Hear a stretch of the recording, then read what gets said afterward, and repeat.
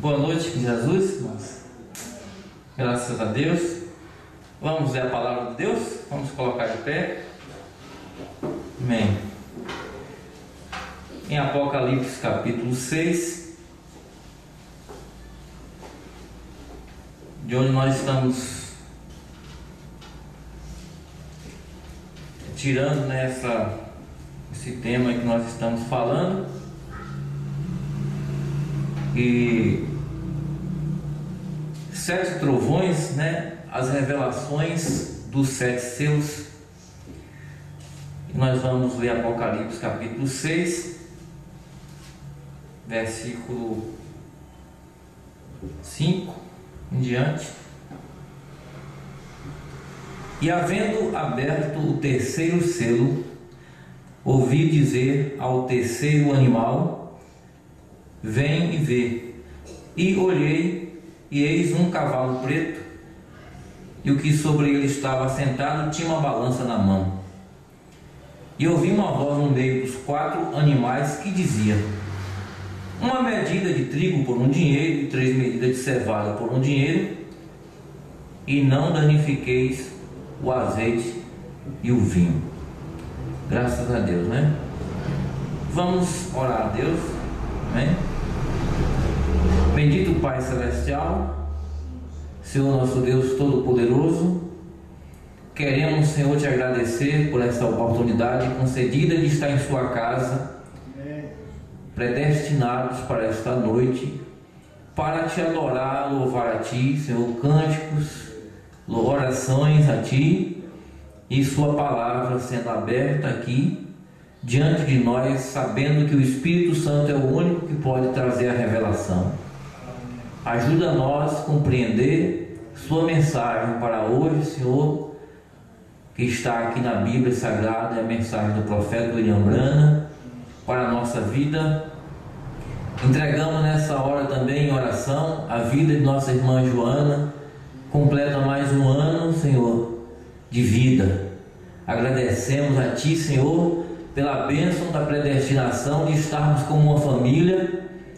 Oramos para que tu possas abençoá-la, meu Deus, espiritualmente, com toda a sorte de bênção e fé em sua mensagem. Oramos entregando a irmã Joana, irmão Jovino, Senhor, aquela família ali, irmão Vitor, irmão Aurindo, irmão Dio, todos, Senhor Jesus Cristo. Oramos, Senhor, felizes por o Senhor ter dado mais um tempo de vida para nós, para a nossa irmã. Entregamos cada um de nós também em agradecimento, Senhor, por tudo que o Senhor tem feito por nós, no santo e precioso nome do Senhor Jesus. Amém. Graças a Deus, Amém. Podeis assentar, irmãos, em Apocalipse 10, 7. Mas nos dias da voz do 7º anjo, quando tocar sua trombeta, se cumprirá o segredo de Deus, como anunciou aos profetas seus servos. O tempo que a revelação da sua palavra o Senhor traria e está fazendo nesta era final, o fim do tempo, onde não há mais esperança para o mundo, mas só os filhos de Deus estão sendo chamados para o rapto, para este rapto. O mundo está prestes a receber o período cruciante da história chamado Grande Tribulação, dias como nunca houve, profetizado por Jesus em Mateus 24, virá sobre o mundo. Mas Deus está trabalhando para fazer uma retirada de um povo especial seu, pelo qual Ele morreu e derramou seu sangue para redimir em 7 eras da igreja. E nós somos a partezinha pequenininha da última era em que Deus está trabalhando por nós. Amém? Graças a Deus. Em Gênesis, no capítulo,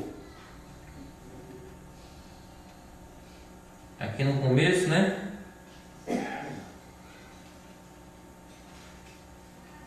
Gênesis 3, versículo 15.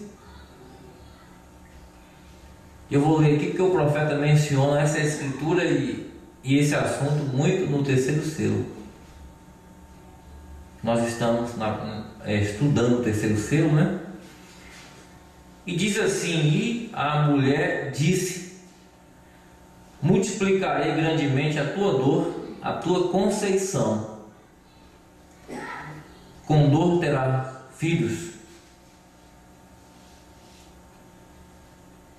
O teu desejo será para o teu marido e ele te dominará. Isso foi a missão dada sobre a mulher. Um pouquinho antes, no 15, aparecem as duas sementes. E porém inimizade entre ti e a mulher, quer dizer, a serpente, né? E a mulher. E entre a tua semente e a sua semente. Esta te ferirá a cabeça e tu lhe ferirá o calcanhar. Há duas sementes, uma semente da serpente que fere o calcanhar. É claro que a serpente ela fere o calcanhar, mas numa linguagem mais natural. Espiritualmente, essa serpente é uma descendência de Satanás, a semente da serpente. Mas há uma descendência que ferirá a cabeça da serpente. Se o maligno trouxe um filho ao mundo chamado Caim, a primeira semente da serpente que foi gerada, o filho do maligno, então a promessa é que nesta semente predestinada viria o Senhor Jesus Cristo, nascido de uma mulher também, que viria destruir Satanás e o seu reino. Seria esta semente que esmagaria a cabeça da serpente. Amém, irmãos? É uma revelação muito importante para nós, né?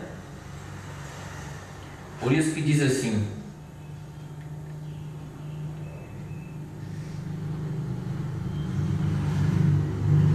esta, e entre a tua semente e a sua semente, esta te ferirá a cabeça e tu lhe ferirás o calcanhar.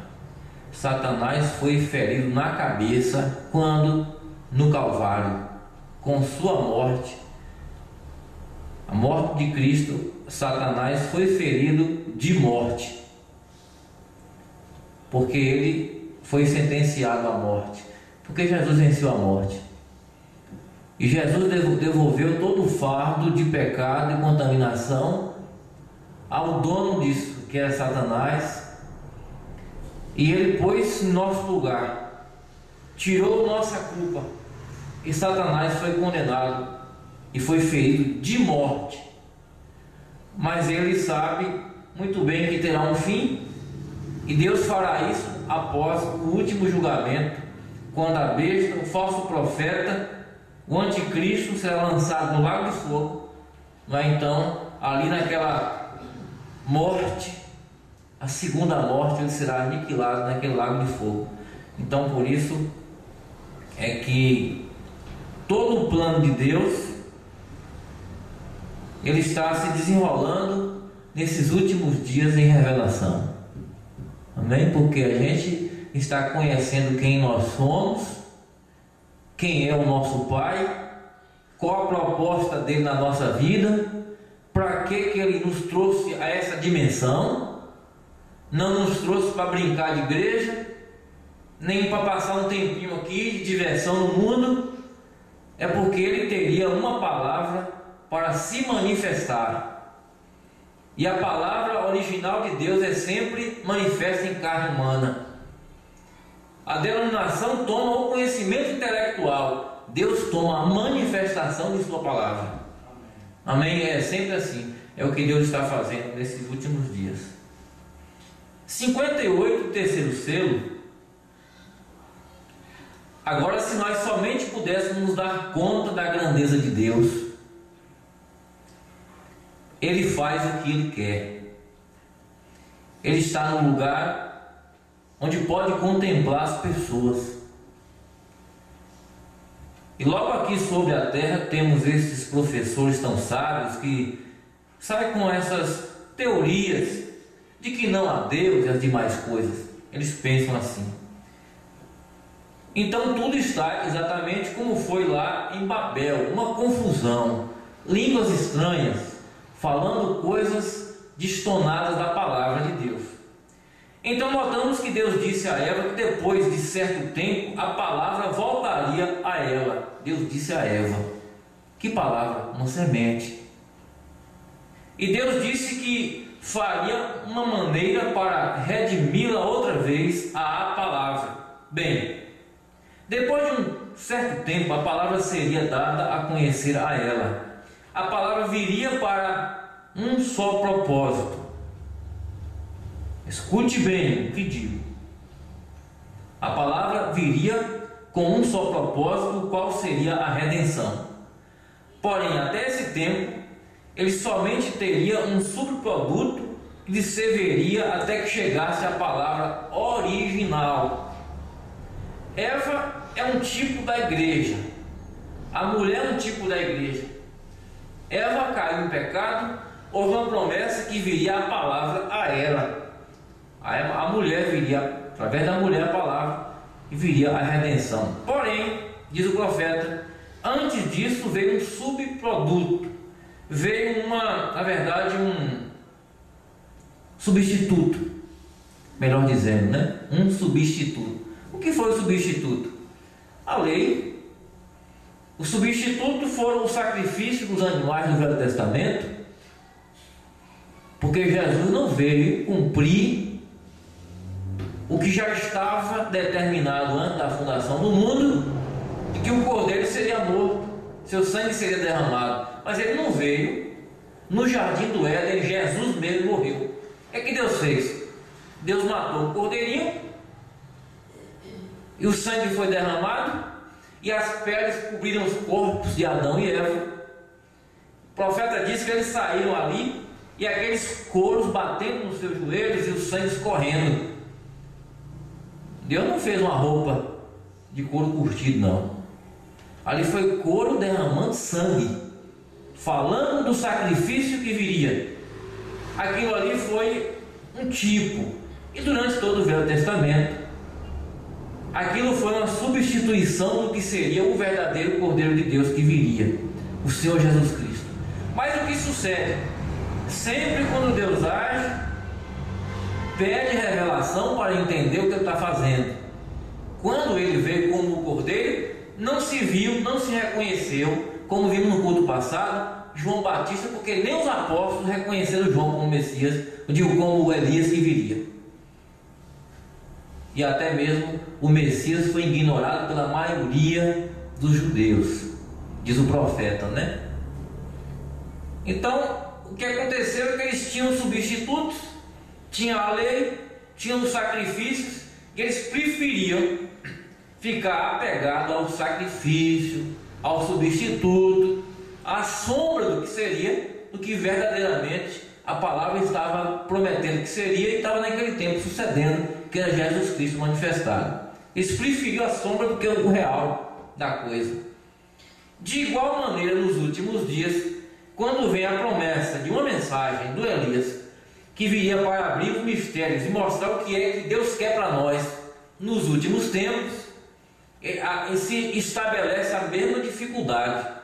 Não se vê a palavra e eles ficam nas sombras de organizações, denominações e tudo que veio sobre interpretação.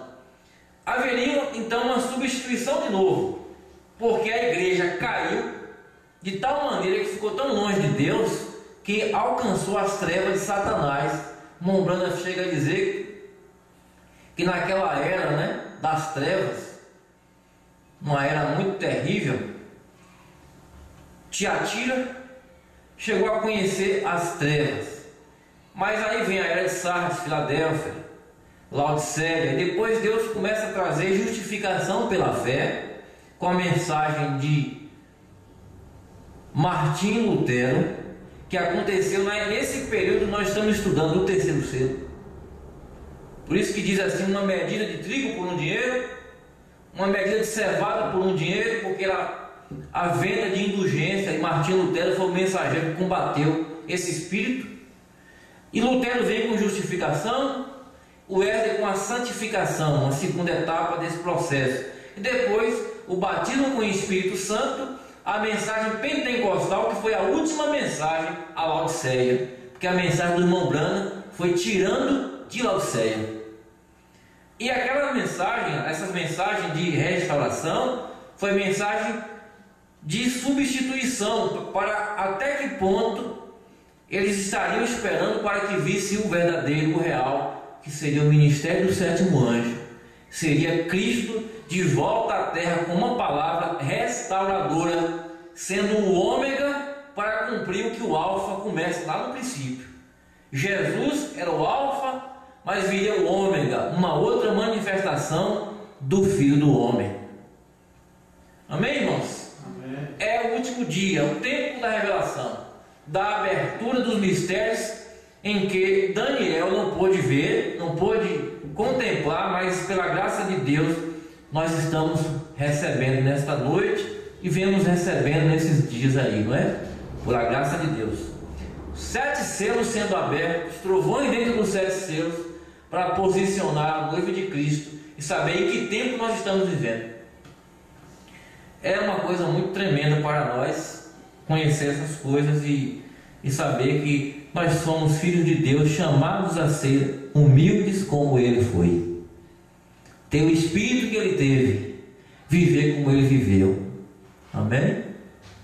Porque quanto mais a gente conhece Deus, a gente fica mais simples, a gente não fica exaltado, a gente não reclama direitos, a gente fica sossegado com aquilo que Deus nos dá. Amém? E isso é o que é o Espírito Santo.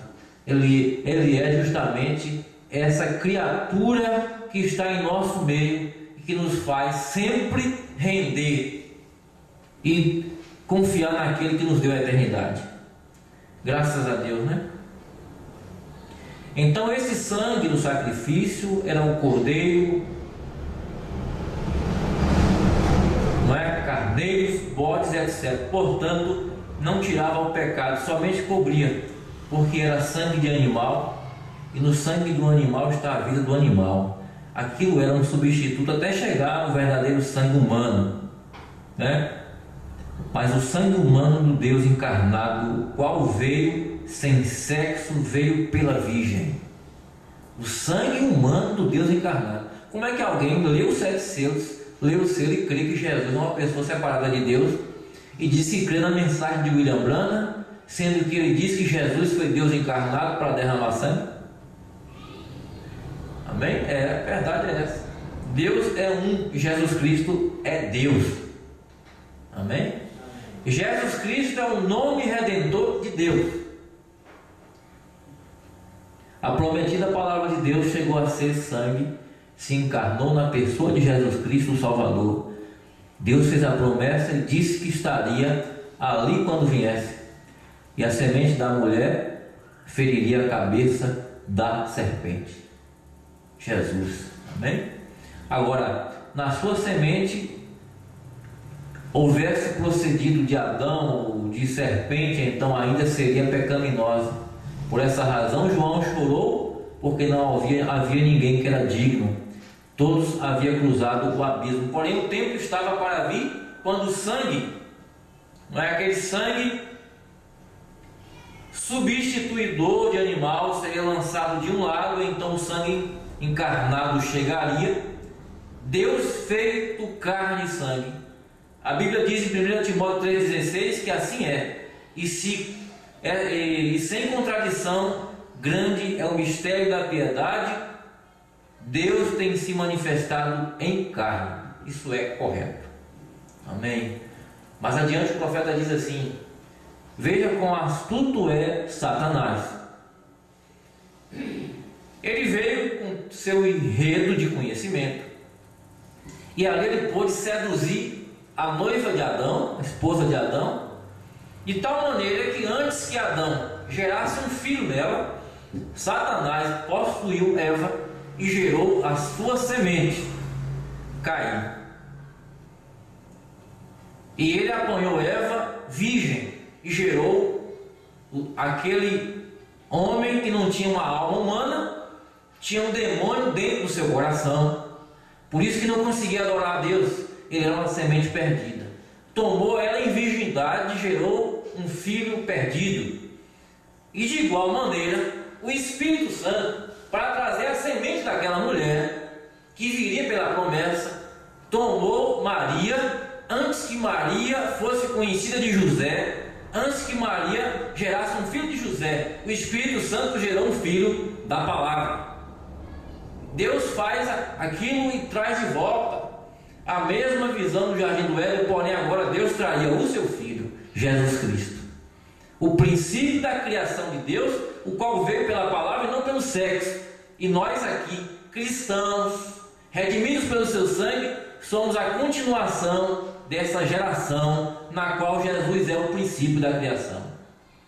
E Deus está trabalhando conosco e revelando todos os mistérios, porque virá um dia em que Ele fará uma ressurreição, uma transformação, e aí nós seremos semelhante a Cristo, com um corpo como o de Cristo, um corpo glorificado, vindo pela palavra de Deus. Amém? É um mistério de Deus mostrado para nós. Por isso, irmão, vale a pena todo o tempo que você criou, vale a pena todo o tempo que você dedicou a Cristo Jesus, porque nada é vão, nada em favor do reino de Deus é perdido, ainda que seja um copo d'água que você dê a alguém que está com sede. Amém? É isso aí. Essa é a palavra que a gente deve se confortar pelaquilo que nós temos crido, né? Mais adiante o profeta diz: então Eva, a noiva, foi prometido um redentor. Um redentor é a palavra. E quando a palavra veio, feita carne, a noiva hebreia recusou. E foram dados muitos substitutos para que se sustivesse até que viesse o Redentor. Porém, quando veio, ela quis continuar com os substitutos. Não quis o Senhor, rejeitou ele. E por isso recusou a verdadeira palavra. Isso foi a noiva hebreia, que vem até os judeus. Agora o mesmo tem sucedido com a segunda Eva, a noiva. 67 ele diz: agora quando ele veio à noiva hebreia, ela foi a mãe de todo o que vivia, porém ela o rejeitou, não é? Eva natural caiu no Éden por causa de escutar o arrazoamento de Satanás contra a palavra de Deus. Bem, agora a Eva espiritual, a igreja, a noiva de Cristo, ela caiu também, porém não no Éden, mas em Roma. Porque o profeta diz: ele deixou uma noiva pura e virgem no Pentecostes, mas ela deixou o espírito de anticristo entrar e conjecturar a falsa palavra, até que um dia ela foi seduzida, do jeito que Satanás seduziu Eva, seduziu essa segunda noiva ali, esta terceira noiva, não é? Porque a segunda noiva foi hebreia, mas aquela noiva ali já, uma noiva de nações, uma noiva gentia, uma terceira noiva, contando a partir de Eva, os hebreus, depois a noiva gentia, caiu, se tornou católica romana. E ali, aquilo que foi noiva no Pentecostes, veio a ser uma igreja caída. Porque aqui o profeta está tratando como igreja, não como indivíduo. Como indivíduo havia perdidos no meio de salvos. Existe uma noiva verdadeira que nunca se perde. Mas ele falando em termos gerais aqui de igreja, ele disse que aquela noiva caiu ali. Caiu no concílio de Nicéia quando rejeitou a igreja pentecostal. O que foi a igreja pentecostal? Se a gente perguntasse isso hoje, alguém diria: não, movimento pentecostal. Não, o profeta não está falando de movimento pentecostal. Aquela noiva que se tornou católica rejeitou a mensagem pentecostal, rejeitou o que o Espírito Santo deixou lá no Pentecostes. Um povo cheio do Espírito Santo, reconhecendo quem é Jesus Cristo, sendo batizado em nome de Jesus Cristo, para receber a promessa: arrependei-vos, primeiro arrependimento, cada um de vós seja batizado em nome de Jesus Cristo, para a remissão de vossos pecados, e recebereis o dom do Espírito Santo. Era o próprio Deus deles. Isso eles rejeitaram. Essa foi a mensagem pentecostal. O profeta disse: se há um credo apostólico, é o batismo em nome de Jesus. Falar, vamos à igreja católica, vamos rezar o credo apostólico. Não há credo apostólico. O credo apostólico, se há, é batismo em nome de Jesus Cristo, porque ali foi o começo. Mas eles saíram disso, eles rejeitaram isso. O que é que há então? Então desceram sobre ali. Ouviu o arrazoamento dos romanos, em vez de ficar com a palavra. Foi ali onde caiu, e tudo ao redor morreu juntamente com ela, porque ali morreram. Se reuniram em um concílio, morreram. Quando a gente lê Apocalipse 16, o profeta irmão Branham diz que aquela escritura que está em Apocalipse 16 aqui, ó, está falando do concílio.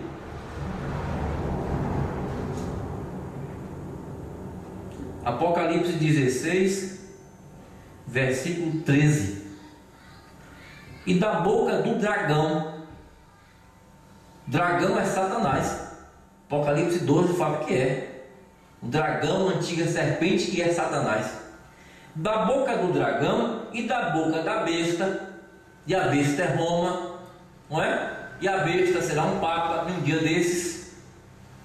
E da boca da besta e da boca do falso profeta vi sair 3 espíritos imundos semelhantes a rãs, porque são espíritos de demônio que faz prodígios, quais vão ao encontro dos reis de todo o mundo para os congregar para a batalha naquele grande dia do Deus Todo-Poderoso. Vocês recordam do primeiro selo?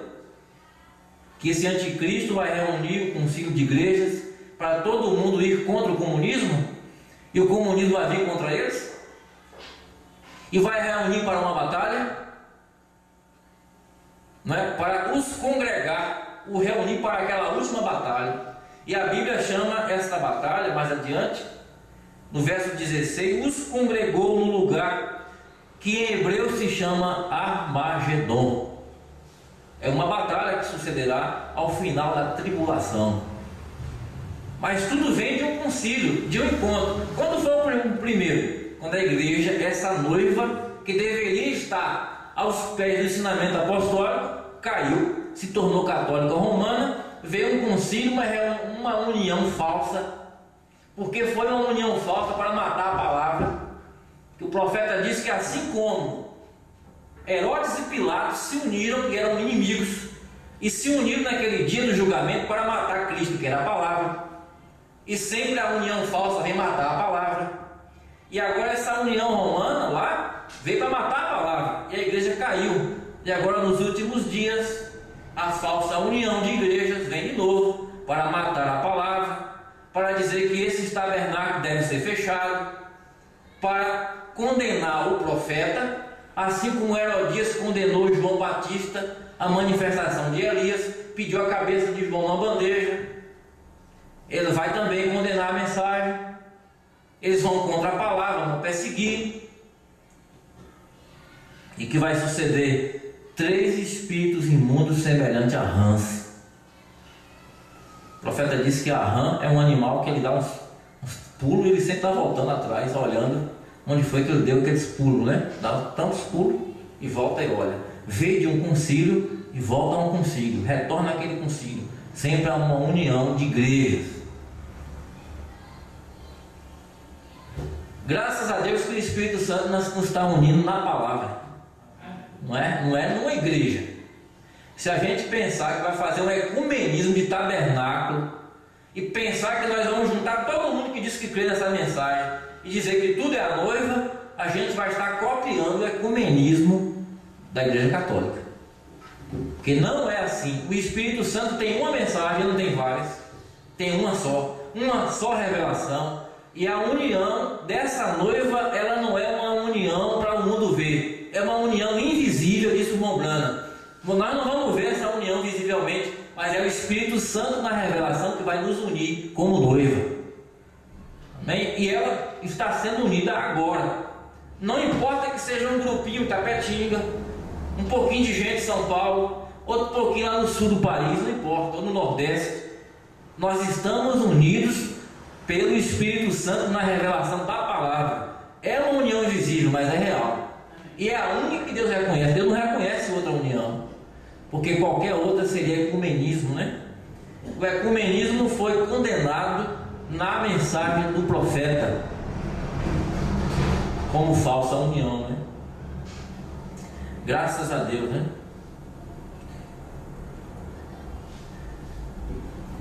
Então o que fizeram foi vender a primogenitura, mas não somente ele, mas também metodistas, batistas, presbiterianos, não somente os católicos, metodistas, batistas, presbiterianos, pentecostais e os demais, porque eles também formaram suas respectivas denominações, como fez Roma, e pôs um homem como cabeça. É uma coisa que Deus odeia, o homem sem cabeça. Nós queremos dizer então com isso que Deus não deve ter líder, alguém pode confundir. Vocês estão dizendo que não deve ter líder, não deve ter pastor, não deve ter. Mas esses líderes que Deus escolheu para estar diante de sua igreja, eles são simplesmente operários do Espírito Santo. Eles não são líderes de cabeça. Nós não temos que estar firmados em cabeça de conselhos, cabeça de encontros, onde parece que a verdade só pode sair daquele grupo. Isso aí é nicolaísmo. Mas Deus sempre está dizendo para nós nas mensagens que a cabeça é Cristo. Não é concílio de pastores, concílio de homens. Agora Deus tem o seu quintuplo, e o quintuplo é os pés de Deus andando aqui na terra. Isso é verdade, mas nós somos pastoreados pelo pastor, sumo pastor, através de seus ofícios. Amém, irmãos? É essa a verdade, né? Então assim foi com essas denominações, né? Do mesmo jeito, agora cada igreja tem posto um grupo de homens na cabeça de sua organização. Não importa o que Deus diga, as coisas têm que ser feitas segundo o que eles dizem. Então o que é? Nada menos que prostituição espiritual. É uma má mulher, uma má igreja. Ela aceitou os credos mentirosos feitos pelo homem, e quando fez isso, ela se converteu numa prostituta para Deus. Quem quer ouvir uma conversa dessa, né? Isso aqui são provelete de Deus que para pensar e crer na palavra, porque para a gente, né, que já está livre de denominação há muito tempo, graças a Deus, então, não é por isso. Crê você que assim diz a Bíblia?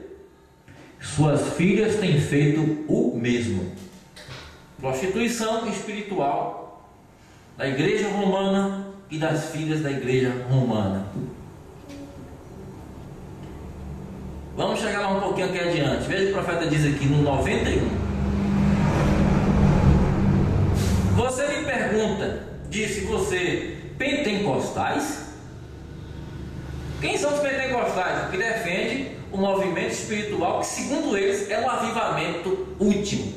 Segundo eles, Deus só está numa reunião se tiver alguém rolando no chão, alguém gritando, pulando, falando línguas, e tem que ter um movimento muito grande para que Deus esteja agindo ali. As pessoas não têm que ficar quietas, elas têm que ficar agitadas. Ela é um sinal de que Deus está segundo a ideologia pentecostal. Enquanto que no tabernáculo Brana está escrito lá no versículo dos Salmos: aquietai-vos e sabei que eu sou Deus.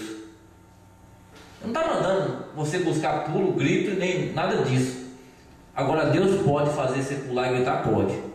Deus pode fazer você falar línguas, interpretação de línguas e dom? Pode. Deus faz tudo isso. Mas a gente tem que estar sempre quieto para que Deus age em nós. Não devemos passar na frente de Deus e buscar fazer o que Ele não quer, porque a gente vai estar em problema, não é verdade? Esse é o problema de muita coisa aí que está acontecendo nesses dias aí. Pentecostais, os pentecostais são os de Laodiceia.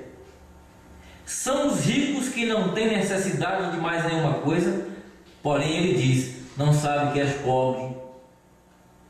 Pode ser que esteja construindo edifícios que custam $1 milhão, porém em todos os modos são pobres espiritualmente.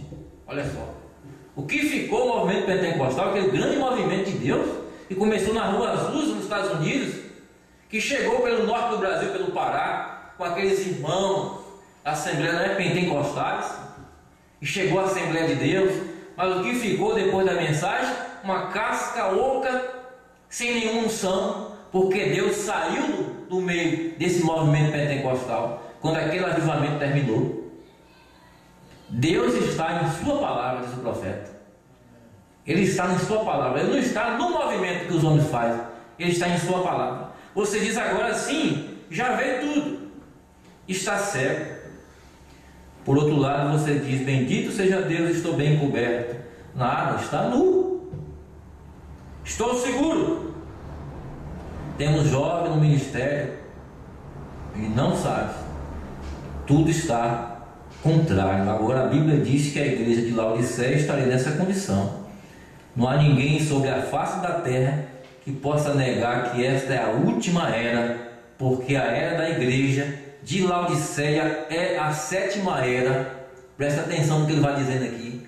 A era é a 7ª era. Aqui estamos.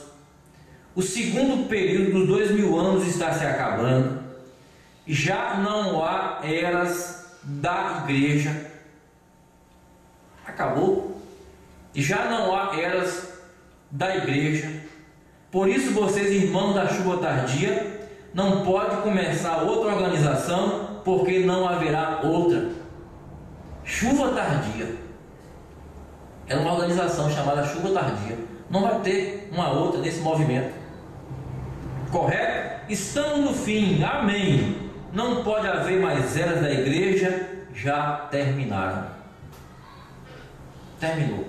Deus acabou. Deus saiu dessas eras. Deus está do lado de fora. Laodiceia encerrou.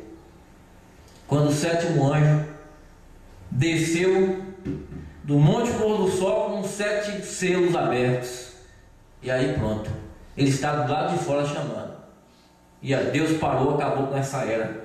E Laodiceia ficou mesmo completamente cega e nua, e cumpriu o Apocalipse 3, né? Porém, logo se a mensagem pentecostal foi a última mensagem, tem gente que pensa: a mensagem do Branco. A mensagem pentecostal foi a última mensagem, contando desta maneira as últimas 3 mensagens das últimas 3 eras da igreja: a justificação, santificação, batismo do Espírito Santo. Nisto está o nascimento completo. Última mensagem: justificação, santificação, batismo com o Espírito Santo. 3 luzes. A primeira luz, justificação pela fé, Martinho Lutero. Segunda luz, santificação. O crente tem que se santificar, separar. Segunda luz, João Wesley. Terceira luz, batismo com o Espírito Santo. E a mensagem pentecostal. A terceira luz. Mas se você ler a mensagem, eu creio que a mensagem é a restauração da árvore noiva ou futuro lar. Uma das duas, ele fala, o profeta diz que nós estamos na 4ª luz. A 4ª luz. A noiva na 4ª luz, um tipo de Lázaro. Jesus Cristo ficou até o 3º dia na sepultura. Morreu na sexta-feira, ressuscitou domingo de manhã, ao 3º dia. 3 é perfeição. Justificação, santificação, batismo com o Espírito Santo. Só que Lázaro ficou 4 dias, como tipo da noiva. E quando aconteceu o 4º dia, Lázaro ressuscitou. A primeira luz, justificação pela fé. Segunda luz, santificação. A terceira luz, batismo com o Espírito Santo. E a 4ª luz é a mensagem da ressurreição. A 4ª luz é a mensagem do 7º anjo.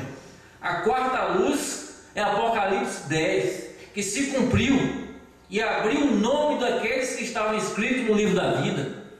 Amém? Aqueles que verão a ressurreição, aqueles que virão a transformação. A 4ª luz é essa mensagem. Essa é a 4ª luz. Portanto, a mensagem pentecostal foi a última dada a Laodiceia. Mas para alcançar a 4ª luz tem que estar fora dela. Para alcançar a 4ª luz tem que estar no degrau acima da Laodiceia, que é o Espírito Santo, da pirâmide, aonde a pedra de coroa desce. E nós somos essa mensagem aqui, porque nós não somos apenas crentes de uma mensagem, temos que ser essa mensagem. A quarta luz, a luz da ressurreição. Amém, irmãos? Amém.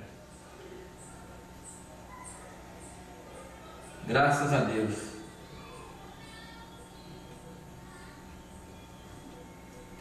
Vamos finalizar com esse ponto aqui.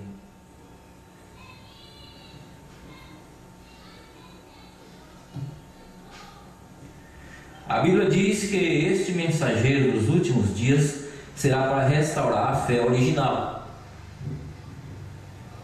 a fé dos pais. Porém, crê você que o vão receber?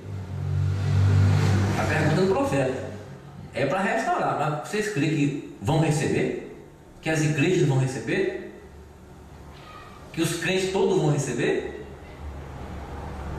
Não, Senhor. Na última era, ele restaurará a palavra original, como disse em Malaquias 4, a palavra que ele trocou ali em Niceia. A palavra que foi pervertida em Niceia, ele vem agora restaurar, inclusive condenar a grande meretriz e suas filhas. Não é? Eva a trocou no jardim do Éden. Eva hebreia a rejeitou no Calvário. O grupo de Niceia que está recusando nos últimos dias, completamente da mesma forma. Quando a palavra veio em carne humana, a Eva hebreia, a mãe de todos os viventes, né?